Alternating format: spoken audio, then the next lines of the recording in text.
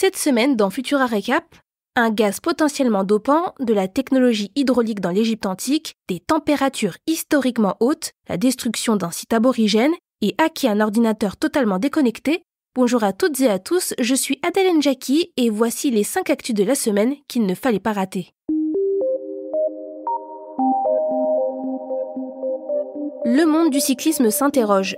Depuis que Tadej Pogačar, vainqueur du Tour de France 2024, a reconnu avoir inhalé du monoxyde de carbone, rien ne va plus. Cette pratique, également adoptée par d'autres équipes, n'est pas interdite par l'Agence mondiale antidopage, mais soulève des questions éthiques. L'inhalation de ce gaz pour améliorer les performances athlétiques est pour beaucoup considérée comme une forme de dopage déguisé. Plusieurs personnes appellent donc à ce que l'inhalation du monoxyde de carbone soit prohibée. Si Tadej Pogačar a avoué une prise de monoxyde de carbone, il précise cependant qu'il ne s'agissait pas d'une inhalation directe, mais plutôt d'un test visant à observer la réaction de son corps dans des conditions similaires à celles de haute altitude.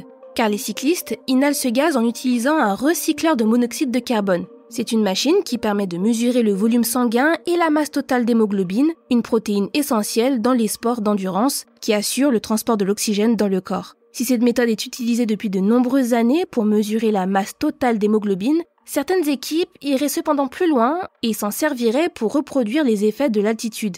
D'après quelques spécialistes, l'inhalation de monoxyde de carbone offrirait des avantages non négligeables dans certaines étapes de la course, comme en montagne par exemple. Cette pratique favoriserait la dissolution de l'oxygène dans le plasma, permettant ainsi une meilleure consommation d'oxygène et permettant donc une meilleure performance sportive.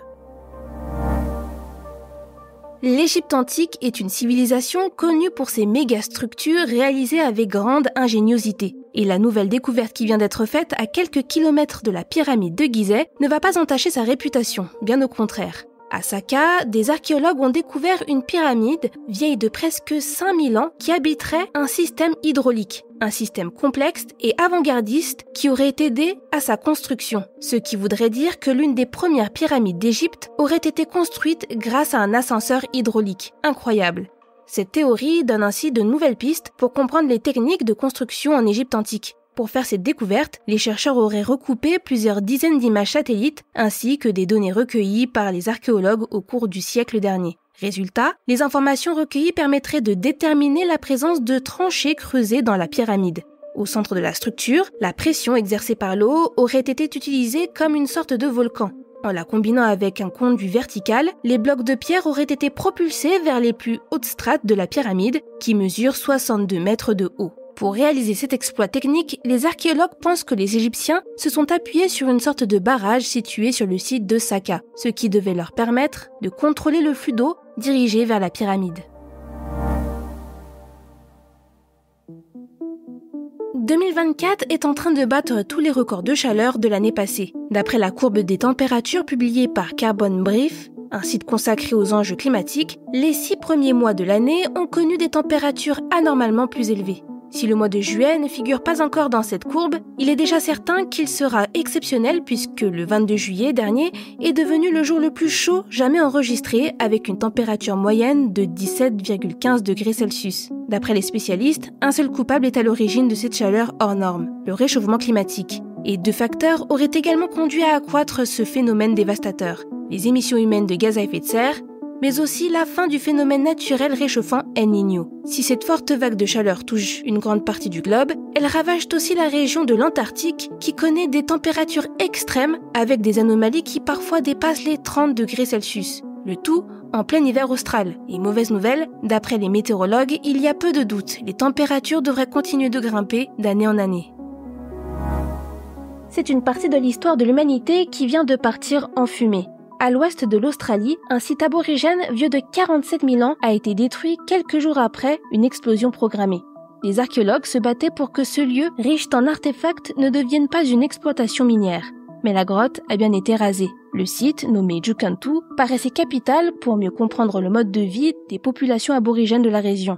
Les chercheurs ont mis la main sur des dizaines d'artefacts qui auraient été conservés dans la grotte pendant plus de 45 000 ans. Ils ont pu découvrir dans ce lieu des outils en pierre, dont certains servant à la taille des armes, comme des os de kangourou rendus tranchants, et auraient pu même découvrir de la pilosité humaine.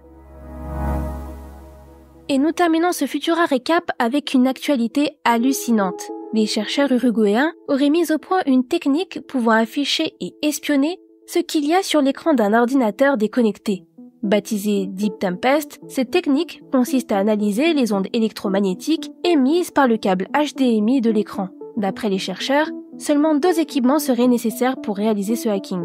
Un ordinateur et une radio logicielle. Cette technique ne nécessiterait pas de contact physique.